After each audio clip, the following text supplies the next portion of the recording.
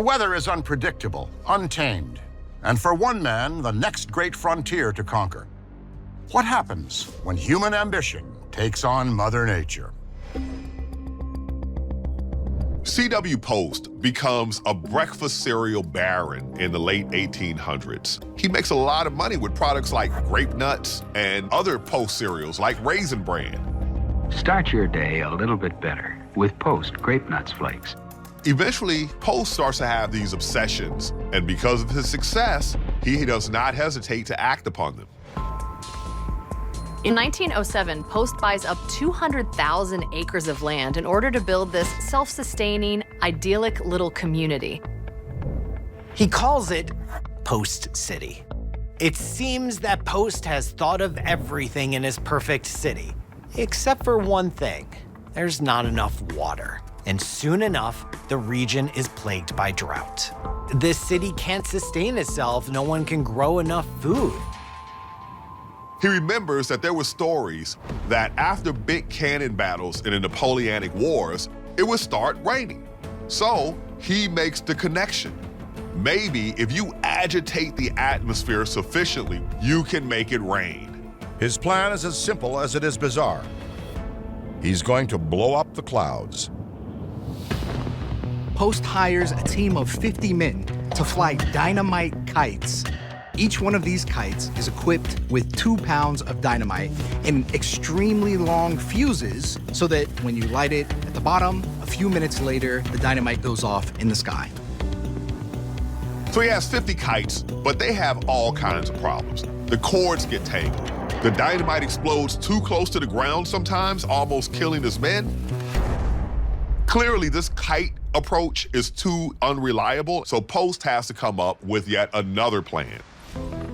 He has his men haul the explosives up the Cap Rock, which is a high escarpment running throughout West Texas. He uses a total of 350 pounds of explosives spread out so that each explosive is about 50 feet apart, and they're set off every 10 minutes. Everything goes as planned, except it does not rain. Post gets this idea that you really need to replicate battle conditions. The explosions need to be violent and random. There can't be any pattern to it. Eventually, his persistence pays off when one of these rain battles actually works. Post is thrilled, but subsequent rain battles have mixed results. And so Post thinks they're not using enough dynamite, so he ups the ante from 300 pounds to 3,000 pounds. During one rain battle, Post detonates over 24,000 pounds of dynamite. That's equivalent to the most powerful conventional weapons used by the US military today. By the end of 1913, after middling results, Post fires his last shot. Overall, Post spends about $50,000 in his rain battles, which is equivalent to about $1.7 million today, or 500,000 boxes of grape nuts. For all of humanity's progress, nature still holds the upper hand. And in 1908, in the remote Siberian wilderness, it delivers a blow so powerful, it defies explanation. It's June 1908 in eastern Siberia near the Tunguska River. This area is incredibly remote. You're more likely to see a reindeer than a person. A man sits on his porch when suddenly there's a massive explosion. After the flash, a violent hot wind pummels him and destroys his entire home. He manages to lift his head to look around, and he sees that the forest surrounding his home has been flattened by some invisible, mysterious force.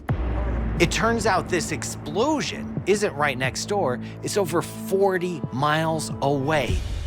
In fact, the blast is so powerful, its impact reaches far beyond Siberia. Windows 100 miles away are shattered.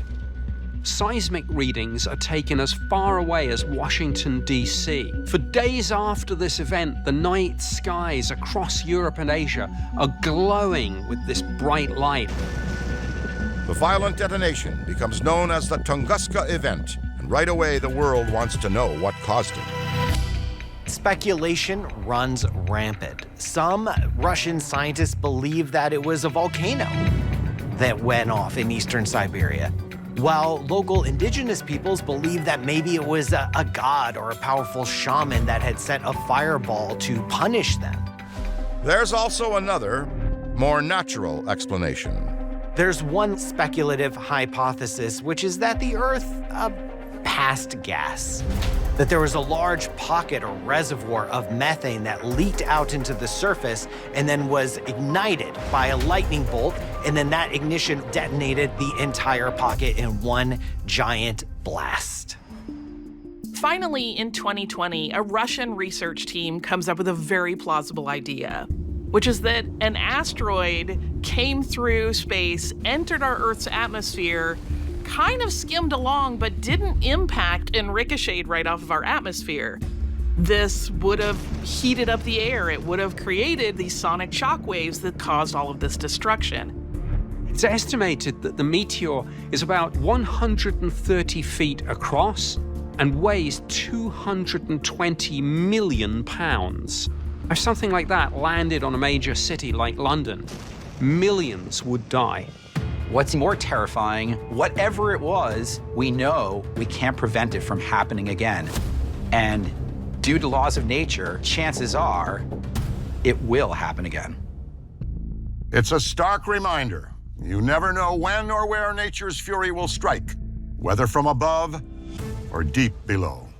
In 1923, 4 natural disasters strike at once, turning a bustling city into pure chaos.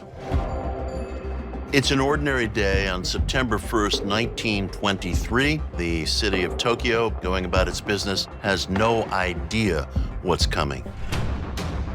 A 60 by 60 mile tectonic plate breaks loose under the ocean and causes an earthquake registering 8.3 on the Richter scale. In Tokyo and nearby Yokohama, buildings are leveled, crushing thousands of victims. Moments later, a 40-foot tsunami hits, killing thousands more. And this is just the beginning of nature's merciless assault. Not only do you have ruptured gas lines, this earthquake happened at about noontime. A lot of people were inside making lunch and cooking, and so now the fires begin. It also just so happens there's a typhoon just off of the coast as well. And now you have very strong winds fueling all these fires. The fire rips through 45% of the buildings in Tokyo. Authorities direct about 44,000 people to open ground near the Sumida River, where these fleeing residents are considered safe. But nature's havoc is not over. The flames themselves form into a massive spiral. In essence, it's a tornado composed of fire. The Japanese have a word for this rare and devastating phenomenon: a dragon twist. The dragon twist grows to 650 feet tall and 1,000 feet across. And it is heading straight for the 44,000 survivors. It's an absolute massacre. Of the 44,000, only 300 survive. This unthinkable disaster, earthquake, tidal wave, fire, dragon twist, ultimately takes the life of 140,000 people. It is the worst natural disaster in Japanese history. I can't imagine how terrifying that twister looked. Of course, now that everyone has a high-tech camera in their pockets, we wouldn't have to.